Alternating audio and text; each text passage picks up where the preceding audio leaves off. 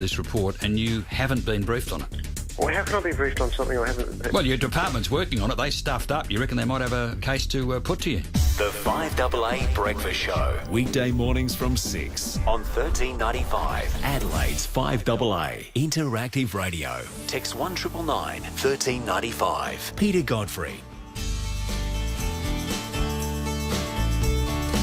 Time to head across the ditch, as they say, across to New Zealand. Selwyn Manning joins us now from there with some news from that part of the world from livenews.co.nz. G'day, Selwyn. How are you? Yeah, very good, Peter. Yeah, Blue sky, morning here, sun shining. Lovely, lovely. Yeah. You got any rain you could send our way? No rain to speak of. We're in an official drought now. Most of the North Island's been told that we're in a drought, but the government's told us that. So. Well, welcome to our world. Yeah, welcome. A little bit of a taste. The temperatures are certainly a lot colder, but what do you got? than you guys. What do you got today, temperature-wise? Around about 23, 24. Oh, okay. Yeah. All right. Ooh, okay, yeah, we got 32. That's our coolest, and then we're heading up, climbing to 38 for Monday, Tuesday. Yeah, for those that want to know what it's like, you can feel that autumn kind of pinch of coolness in the air in the morning. Yeah. So just the change. Yeah. See, we get into March here, and that's almost the hotter. February always was the hotter month, but it feels like March is. But yeah. Well, since New Year, I think the Auckland region, and certainly down in the provinces in the North Island, we've had about 1 day of rain, maybe 1.5 days of rain. And you normally get quite a bit. Usually you get 7 days of rain, and you might get a bit of sun poking through the clouds. Okay.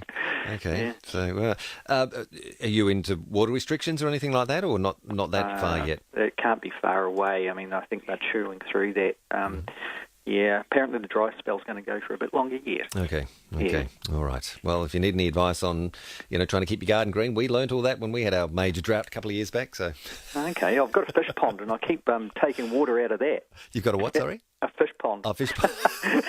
Watering the garden out of the fish pond, watching the goldfish, making sure they don't get sucked out or something. Oh, they keep looking at you, giving you an evil eye, saying, "What are you doing with our water? That's ours." Oh, the poor things. Anyway, let's get on to some. We've got a big political one to talk about first. A while back, you were talking about this. It was Novopay, which is the pay system for teachers, and some whole lot of problems with that.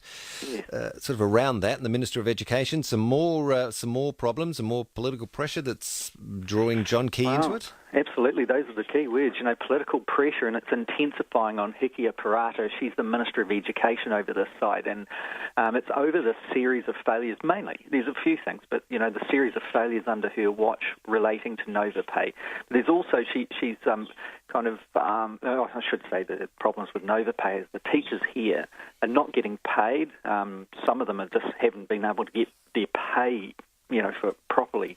And put across to them for ages, for months. Yes, okay. Others, it overstates their tax liability. It's costing schools around the country thousands in extra administration costs sorting it out. It's an absolute disarray. Now, Hekia Parata is the Minister of Education, as I mentioned, and she signed off on this particular thing, and that's just one of a series of errors. And amongst all of that, there was the Ministry of Education's top boss apparently had a relationship breakdown with this minister, and it's been revealed that the government has signed a golden handshake just short of $500,000 to get rid of her. Now, the Prime Minister, he has been drawn into this whole mess after it was revealed, that this $500,000 golden handshake was made over this relationship, and he says that he's not too worried about that severance payment or the golden handshake, but is more concerned about why the former Education Ministry boss did not perform. And honestly, Peter, this whole thing could very much start to...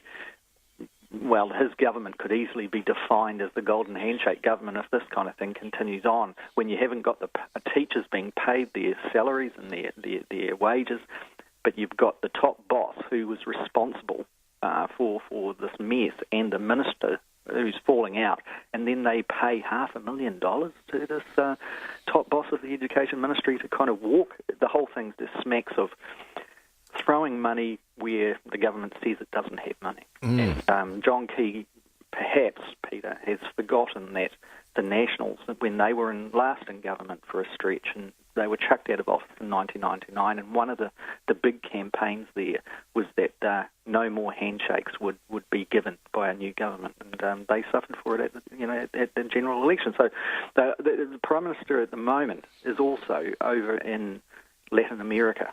He's touring Chile later this week, and of course the Venezuelan President Hugo Chavez has passed away, and John Key has said that he won't be attending that funeral, even though he's in the area. He's in Mexico at the moment and heading down to Chile, but he's postponed the meetings with the Chilean president until he gets back from the funeral. So he's all over the place at the moment. Yeah, so fortunate for him that he's away whilst this is all coming to the head, or was it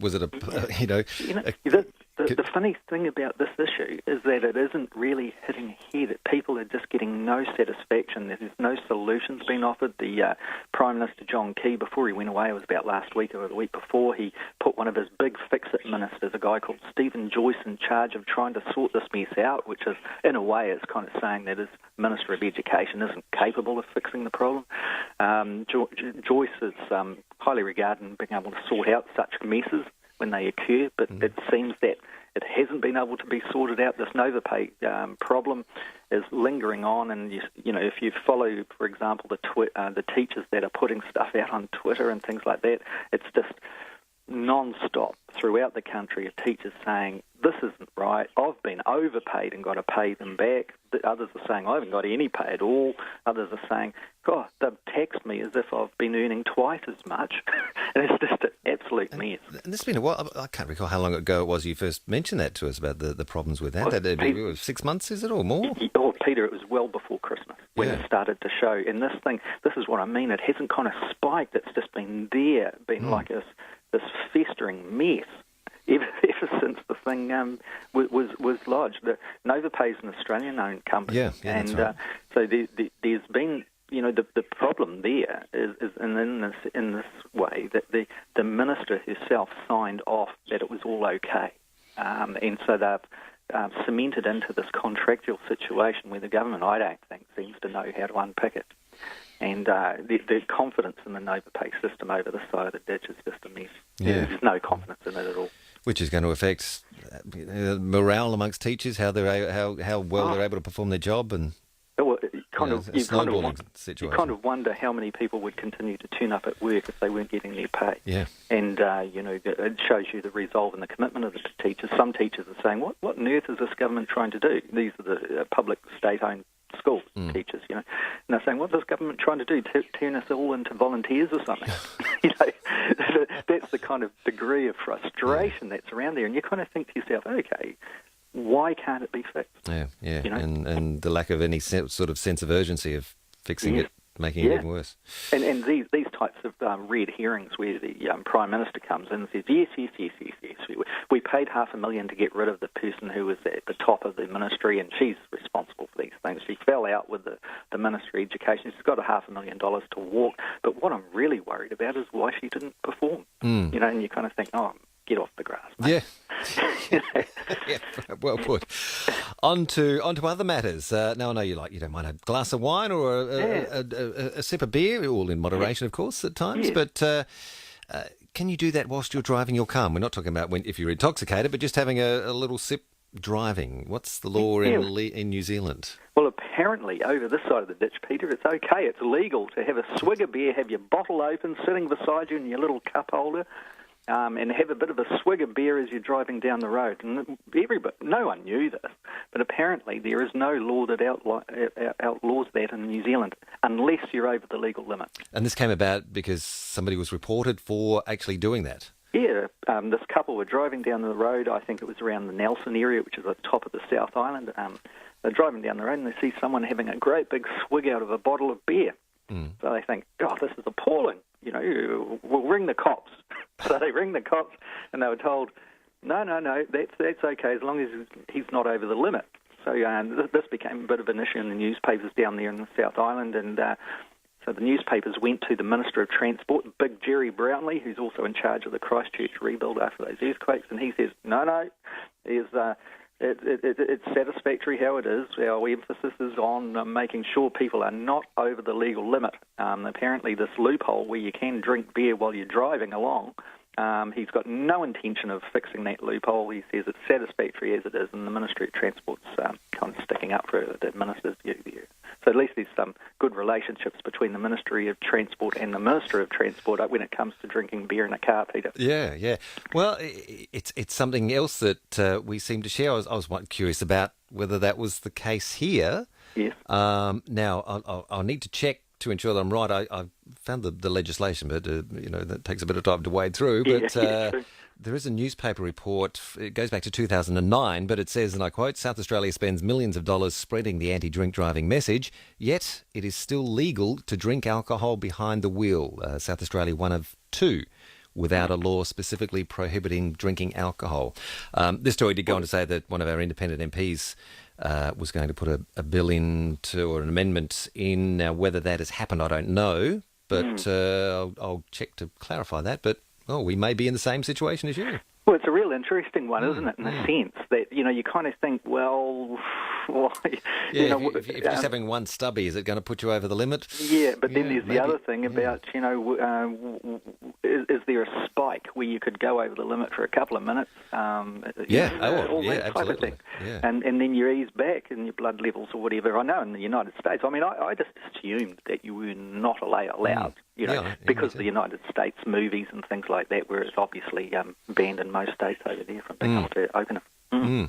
I'll go through that legislation and find out what it is here, but it's got me curious. But interesting one. Yeah. All right. So have a great week. Be careful with your watering and don't take too much out of your fish pond. Now I'll look after those golf fish. Good on you, Selwyn. Okay, Thanks, Selwyn. Talk to you next week. Bye-bye. Bye-bye. Selwyn Manning in New Zealand. Head to livenews.co.nz to find out more news and more happenings across the ditch. After 5:30, your calls 8223 0000, and we'll find out from the Weather Bureau whether we're going to get this 8 mils of rain today. It would be nice, but it's going to make it humid. Not too sure.